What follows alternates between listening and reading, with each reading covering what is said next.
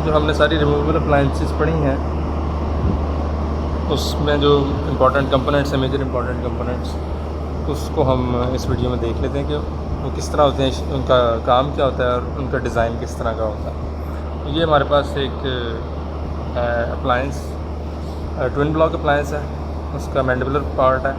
तो इस पर हमने सिर्फ जो आपका एडम्स क्लास होता है उसको अप्रिशिएट करना है। तो एडम्स क्लास में जो फर्स्ट पार्ट है वो ये जो आपका यू लूप बना हुआ है, ये वाला भी और ये वाला भी। ये दोनों इसके एरो हेड्स हैं। ये दोनों एरो हेड्स बेसिकली आपके जो मीजियल और डिस्टल अंडरकट्स है उसको इंगेज करते हैं। उसके बाद जो इन दोनों को कनेक्ट करने वाली वायर है, ये वाली, ये आपका ब्रिज कहलाती है।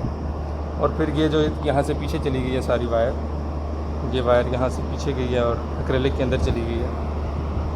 तो ये आपके रिटेंटिव आर्म है, मीजियल साइड पर भी है और डिस्टल साइड पर भी है। तो ये उसका बेसिक स्ट्रक्चर है। तो अगर ये हम कास्ट रख लें और इसको अप्रिशिएट करें तो ये किस तरह आपकी रिटेंशन देता है। तो वैसे तो ये इस कास्ट के ऊपर नहीं बना हुआ, लेकिन सिर्फ अप्रिशिएट करने के लिए ये इस तरह आपके अंडरकट के अंदर इंगेज करेगा उसको। यानी ये प्रॉपर तो सीट नहीं हो रहा है इसके ऊपर, लेकिन इस तरह यहाँ पे इस अंडरकट के अंदर आ जाएगा, डिस्टल साइड वाला इस तरह अंडरकट के अंदर आ जाएगा। और जो दोनों रिटेंटिव आर्म्स हैं वो उसके ऊपर से क्लूजली गुजर के क्लूजल एम्ब्रेजर में से तो पीछे आपके एक्रेलिक के अंदर चले जाते हैं। तो ये बेसिकली इसका डिज़ाइन है। और दूसरी जो इम्पोर्टेंट बात है, जो ब्रिज होता है आपका, वो जिस तरह आप अप्रिशिएट कर रहे हैं यहाँ पे, कि वो long axis of the tooth के पैरेलल नहीं होता। अगर आप देखें यहाँ पे, ये थोड़ा सा बाहर की तरफ होता है, ये 45 डिग्रीज़ के एंगल पे होता है। यानी अगर आप इसको इस तरह भी अप्रिशिएट करें तो ये स्ट्रेट नहीं है, ये बाहर की तरफ निकला हुआ है। यानी ये इस तरह को है, बाहर को, ये बाहर को निकला हुआ है। तो ये 45 डिग्रीज़ की, मतलब लॉन्ग एक्सिस ऑफ टूथ अगर ये है तो ऑब्वियसली आप अप्रिशिएट कर सकते हैं कि वो 45 डिग्रीज़ के एंगल पे है। तो ये है आपका एडम्स क्लास बेसिकली।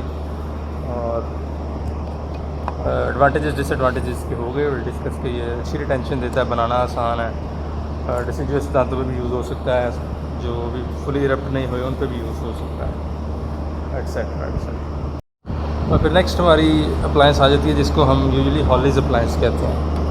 तो हॉलीज अप्लायंस जो है वो सिंपल आपकी अप्लायंस होती है, जिसमें अपर अप्लायंस होती है, जिसमें आपके एडम्स क्लास होते हैं रिटेंशन के लिए, जो ये दोनों हैं आपके, और इंटीरियरली आपकी लेबियल वो लगी होती है। तो इसको आप हॉलीज अप्लायंस कहते हैं। अब इसके दो फंक्शंस होते हैं। एक तो आप आफ्टर ट्रीटमेंट इसको रिटेंशन के लिए यूज़ कर सकते हैं कि पेशेंट ये लगा ले तो उससे रिलैप्स नहीं होगा। और दूसरा इसका काम है, अगर आप यहाँ पे एक्टिव लेबियल बो दे देते हैं जो इसको एंटीरियर दांतों को पीछे पुश करेगी, तो ये आपकी इंसाइजर रिट्रैक्शन के लिए भी काम आ जाएगा। अगर एंटीरियर दांतों में स्पेसिंग है तो आप लेबियल बो को एक्टिव करके इंसाइजर रिट्रैक्शन करवा सकते हैं। और उसके अलावा आप इसके अंदर एडिशनल कंपोनेंट्स ऐड कर सकते हैं, जिसमें जिस तरह यहाँ पे इसमें जी स्प्रिंग लगा हुआ है। तो पहले हम लेबियल बो को देख लेते हैं और उसके बाद हम जी स्प्रिंग की तरफ चले जाएंगे। तो जो लेबियल बो है वो बेसिकली ये आपका इंटीरियरली कर्व्ड, जिस शेप की आपके दांत हैं उस शेप की कर्व्ड वायर होती है, और यूजुअली जो मोस्ट प्रोक्लाइन टीथ होता है या दो टीथ होते हैं उसको टच कर रही होती है, सारे दांतों को टच नहीं कर रही होती। और फिर यहाँ से एक यू लूप बना देते हैं इसका, और ये किनाइन के डिस्टली ये पीछे जाके एक्रेलिक के अंदर ये इसका रिटेंटिव पोर्शन आ जाएगा, जो यहाँ से अंदर की तरफ चला गया है एक्रेलिक के अंदर। इसी तरह यहाँ पे भी एक यू लूप दे के उसको किनाइन के डिस्टली हम उसके अंदर डाल देंगे एक्रेलिक के अंदर। तो ये आपकी सिंपल सी एग्जांपल है शॉर्ट लेबियल बो की। उसके बाद जो डिफरेंट मॉडिफिकेशन हमने पढ़ी थी, अगर लॉन्ग लेबियल बो है तो ये फर्स्ट प्रीमोलर की डिस्टली तक एक्सटेंड कर रही होगी। स्प्लिट लेबियल बो है तो यहाँ से और यहाँ से आने वाली वायर एक नहीं होगी, यानी यहाँ से आने वाली वायर सेपरेट होगी, यहाँ से आने वाली वायर सेपरेट होगी। इसी तरह जो उसकी डिफरेंट मॉडिफिकेशंस थी वो बनाई जा सकती हैं। अब अगर तो ये रिटेंशन के लिए यूज़ हो रही है, फिर तो जिस मॉडल के ऊपर ये बनाई गई है उसी तरह रहेगी, और पेशेंट ने 4 से 6 महीने जितनी देर का भी आपका रिटेंशन प्लान है उतनी देर इसको पहनना है और उसके बाद उतार देना। इसका बेसिकली काम ये होगा कि एक तो ये दांतों को मूव नहीं होने देगी, और आपकी रिटेंशन जो मतलब आपका रिलैप्स जो है उसको प्रिवेंट करेगी। दूसरा, अगर आपने एक्टिवली इसको देना है लेबियल बो को, तो एक्टिव लेबियल बो में ये करते हैं आपके जो मोस्ट इंटीरियर टीथ होता है, प्रोक्लाइन टीथ होता है, उसको ये टच कर रही होती है, और उसके बाद आपने इसको एक्टिवेट करना होता है। एक्टिवेट ऐसे करते हैं कि ये जो यू लूप है इसको आप प्लायर में पकड़ के तो इसको कंप्रेस करते हैं। जब इसको कंप्रेस करते हैं तो ये आप अप्रिशिएट करें, ये यू लूप जो है ये छोटा होगा और इंटीरियरली जो आपकी ये जा रही है वायर, ये नीचे की तरफ आ जाएगी, इस तरह होगा ये कंप्रेस हो जाएगा, पीछे की तरफ चला जाएगा और ये नीचे की तरफ आ जाएगा। तो जब इसको कंप्रेस कर देंगे आप और ये पीछे को आ जाएगा, तो फिर इसको थोड़ा सा आपने ऊपर कर देना कि ये अपनी नॉर्मल पोजीशन पे चला जाए। तो इसको आप कहते हैं कि एक्टिवेट हो गई है, आपकी लेबियल वो एक्टिवेट हो गई, यानी ये पीछे चला जाएगा। तो ऑब्वियसली दांतों में मज़ीद प्रेशर लगाएगी, ये वाली वायर जो है आगे वाली मज़ीद प्रेशर लगाएगी दांतों पे, तो वो थोड़ा सा और पीछे चले जाएंगे। और उसके बाद पेशेंट आगे अगले विज़िट में आपको आगे कहेगा कि अब ये लूज़ हो गई है, आगे से ज़ोर नहीं लगा रही, तो आप इसको थोड़ा सा और कंप्रेस करेंगे, दोनों साइड से ऑब्वियसली कंप्रेस करना है, मज़ीद कंप्रेस करेंगे, इंटीरियर वायर को थोड़ा सा ऊपर उठाएंगे, फिर लगा देंगे। जितनी देर तक उसकी स्पेसेस क्लोज़ नहीं होती आप इसको यूज़ कर सकते हैं। तो ये बेसिकली आपकी लेबियल बो थी। फिर आपका जी स्प्रिंग आ जाता है। जी स्प्रिंग आपका इस तरह काम करता है कि एक इसमें ये रिटेंटिव आर्म है जो आपको नज़र आ रहा है एक्रिलिक के अंदर से यहाँ तक आया हुआ है, यहाँ से आगे ले जाके एक 90 डिग्री टर्न के बाद एक यू लूप है और फिर 90 डिग्री टर्न के बाद दूसरा यू लूप है और फिर आगे इसका जो एक्टिव कंपोनेंट है जो दांत को टच करेगा वो आ जाता है। तो ये डबल कैंटिलीवर जी स्प्रिंग है आपका।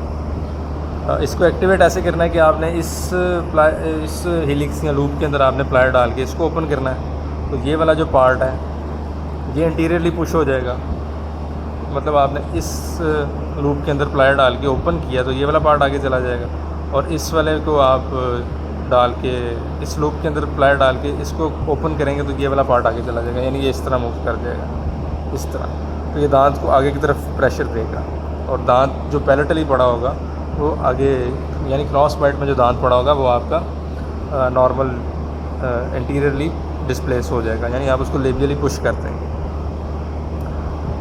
इसकी एक्टिवेशन में यही है कि दोनों लूप्स के अंदर आपने प्लायर डाल के 2 to 3 मिलीमीटर इसको इंटीरियरली मूव करवा देना है। तो ये आपकी जी स्प्रिंग हो गई। और लास्टली जो चीज़ रह गई वो आपके बाइट प्लेन्स रह गए। तो बाइट प्लेन्स ऐसे हैं कि यहाँ पे भी आपने देखा कि दांतों के ऊपर एक्रिलिक लगा हुआ है और यहाँ पे भी आपने देखा कि जो दांतों की स्पेस है उसके ऊपर एक्रिलिक लगा हुआ है। इसी तरह ये एक लोअर का आपका बाइट प्लेन है जो सिंपली आपने दांतों के ऊपर रख देना है। अब इनका फंक्शन ये होगा कि जब पेशेंट ये पहन के मुंह बंद करेगा तो क्योंकि दांतों के ऊपर ये बाइट प्लेन लगा हुआ है तो वो बाइट को बंद नहीं होने देगा, यानी बाइट प्लेन से कांटेक्ट कर जाएगा और बाइट एंटीरियरली और पोस्टीरियरली भी बंद नहीं होगी। अब पोस्टीरियर बाइट प्लेन है ये दोनों ऑब्वियसली, तो इसका फंक्शन ये है कि ये एंटीरियरली बाइट ओपन कर देगा। अब एंटीरियरली बाइट ओपन कर देगा तो आपका जो ऑब्वियसली जी स्प्रिंग है वो जब ऊपर वाले क्रॉस बाइट वाले दांत को पुश करेगा तो वो आगे आ सकता है, वरना बाइट ओपन किए बगैर करेंगे तो वो लॉक हुआ होता है, नीचे वाले दांतों के पीछे पड़ा होता है तो वो आगे नहीं आ सकता। इसलिए आप बाइट ओपन करते हैं ताकि उसके पास इतनी स्पेस हो कि वो आगे आ सके। इसी तरह आपका इंटीरियर भी एक बाइट प्लेन होता है, ये पोस्टीरियर बाइट प्लेन है, दूसरा इंटीरियर बाइट प्लेन होता है। इंटीरियर बाइट प्लेन का फंक्शन ये होता है कि उसने इंटीरियर की मतलब आप डीप बाइट में देते हैं, इंटीरियर डीप बाइट में, तो वो इंटीरियर दांतों को डिसक्लूड करता है और उन पर इंट्रूसिव फोर्स लगाता है और पोस्टीरियर को डिसक्लूड करवा के उनको एक्सट्रूड करवाता है। तो ये आपका फंक्शन हो गया बाइट प्लेन्स का। तो ये मोटे मोटे जो फीचर्स हैं ये आपके हैं रिमूवेबल अप्लायंसेस के। फिर ये है कि कौन सी जो चीज़ है वो कौन सी वायर से बनती है, तो ये भी याद करना इम्पॉर्टेंट है और आपको पता होना चाहिए कि जब आपने कोई चीज़ बनानी है तो आपने कौन से वाली जो है वायर यूज़ करनी है। तो जो आपका एडम्स क्लास होता है, एडम क्लास जो होता है आपका, ये आपका बनता है 0.7 मिलीमीटर वाली वायर से, यानी थिक वायर आपको इसमें चाहिए, एसएस वायर। फिर सेकेंडली जो आपकी लेबियल बो है वो भी 0.7 मिलीमीटर वाली अप्लायंस जो वायर है उससे बनती है। लेकिन जो आपका जी स्प्रिंग होता है वो क्योंकि आपने उसकी एक्सटेंसिव जो है वो करनी होती है, यानी बेंड्स देने होते हैं, लूप्स बनाने होते हैं, इसलिए वो 0.5 मिलीमीटर वाली वायर से, यानी वो थिन वायर से बनता है। ये कुछ मोटी मोटी जो उसके पॉइंट्स थे वो क्लिनिकली देख लिए हम।